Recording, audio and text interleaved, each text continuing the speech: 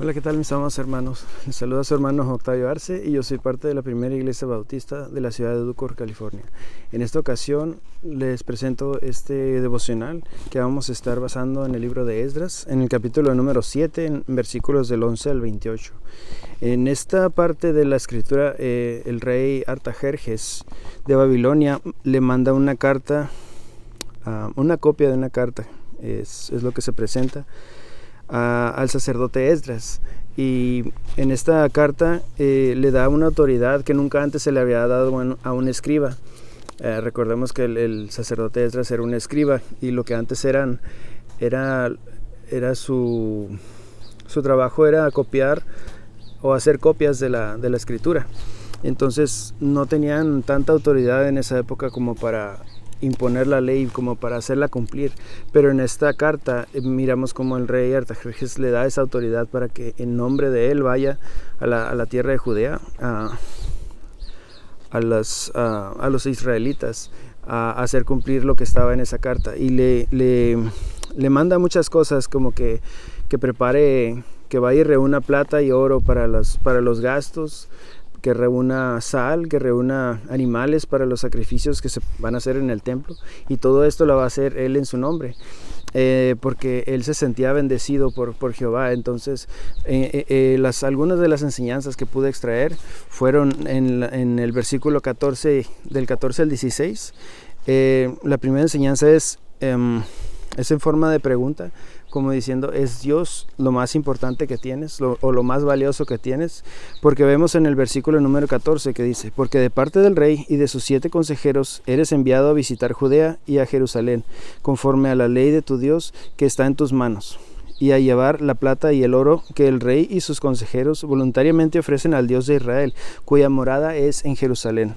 Está en Jerusalén, así como toda la plata y el oro que logres reunir en toda la provincia de Babilonia, con las ofrendas voluntarias que el pueblo y los sacerdotes entreguen voluntariamente para la casa de su Dios, la cual está en Jerusalén. Vemos cómo aquí el rey está autorizando a Esdras a reunir plata y oro en su nombre, y también animales y sal para cualquier cosa que se pudiera ocupar. Entonces la sal en esa época era un bien muy valioso, porque no se podía conseguir tan fácil. Igual la plata y el oro eran metales que se tenía que hacer minas para extraerlos, como lo seguimos haciendo hasta el día de hoy. Pero en esa época todo era más difícil, porque no existían tantos medios de transporte. La mano de obra pues era muy costosa también. Por lo general se usaba a mucha gente para extraer todos estos minerales, y por lo tanto es algo que era muy valioso para ellos en esa época, y él lo está dando de sí como si fuera cualquier cosa. Entonces vemos que un rey tenía mucho poder, pero para desprenderse de algo que era muy valioso en esa época, vemos que él ponía muy alto el nombre de Jehová, y cualquier cosa que fuera a ser usada en su templo, él lo daba con gusto. Entonces vemos que era muy valioso para él. Entonces yo hago esta pregunta, que si Dios es lo más valioso que tenemos, o lo que tienes, deberíamos estar dispuestos de hacer sacrificios, o de poner nuestros bienes para el bien de nuestro Dios, y de su templo, de sus siervos, y de cualquier otra cosa que haga falta en el templo de Dios. Entonces seamos más diligentes con lo que tenemos para poderlo servirlo mejor, perdón. La segunda enseñanza la puede encontrar en el versículo número 17, que dice: comprarás pues diligentemente con este dinero becerros, carneros y corderos, con sus ofrendas y sus libaciones, y los ofrecerás sobre el altar de la casa de vuestro Dios, la cual está en Jerusalén. La segunda enseñanza es también en forma de pregunta. ¿Estás sacrificando tu tiempo, esfuerzo, dinero, tus energías en la obra de Dios? Si realmente estamos comprometidos con Dios, no nos será de gran sacrificio hacer ese esfuerzo, hacer esa inversión de nuestro tiempo, o hacer esa esa enseñanza que tantas veces hace falta en la iglesia, tantas veces hace falta alguien que esté ahí para voluntariarse o para ser algún maestro que haga falta, o alguien tan solo que ayude en la limpieza.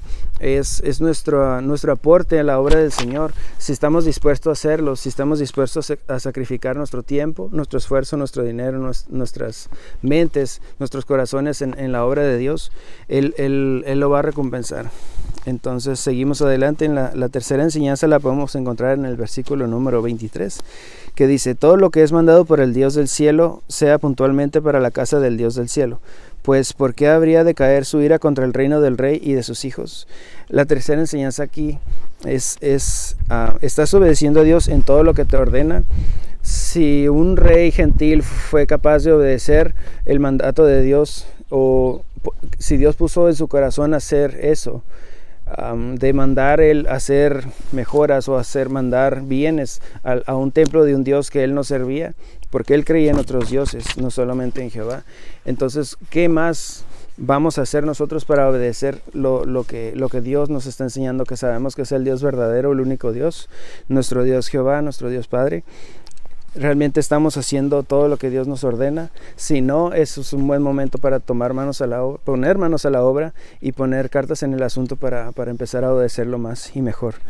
La siguiente enseñanza la puedo encontrar yo en el versículo 26, que dice: y todo aquel que no cumpla la ley de tu Dios y la ley del rey será castigado rigurosamente, ya sea a muerte o a destierro, a pena de multa o prisión.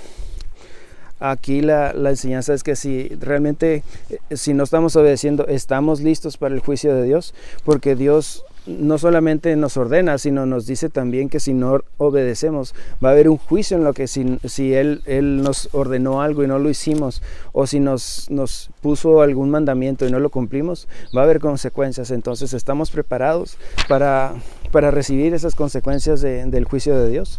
Es algo en lo que debemos estar constantemente pensando. Y la última enseñanza sería que la podemos encontrar en el versículo 27 y 28, que dice: bendito Jehová, Dios de nuestros padres, que puso tal cosa en el corazón del rey, para honrar la casa de Jehová que está en Jerusalén, y me favoreció con su misericordia delante del rey y de sus consejeros y de todos los poderosos príncipes del rey. Así yo, fortalecido por la protección de mi Dios, reuní a los principales de Israel para que subieran a Jerusalén conmigo. La enseñanza aquí es que debemos reconocer a Dios en nuestras vidas, así como Dios le dio el entendimiento a este rey gentil, Artajerjes, para que él lo reconociera en sus caminos y reconociera que Él es el Dios verdadero. Así mismo Dios nos da su palabra para que aprendamos a conocerlo, para que aprendamos a reconocerlo en nuestras vidas como nuestro Rey, como nuestro Salvador, como nuestro Redentor. Y realmente tenemos una encomienda aquí que nos hace que si una persona que servía a otros reyes, que tenía sus propias creencias, aún así reconoció el valor que tenía Dios para su reino, para su bienestar. Asimismo nosotros con más fuerza, con más vehemencia, con más ganas deberíamos de reconocer a Dios en nuestras vidas, porque sabemos, lo vemos, hemos sido testigos de su poder, de su obra, de su misericordia y de su gran amor, y espero esta enseñanza sea de gran bendición a sus vidas. Espero encontrarlos en una ocasión próxima. El Señor les bendiga. Hasta pronto.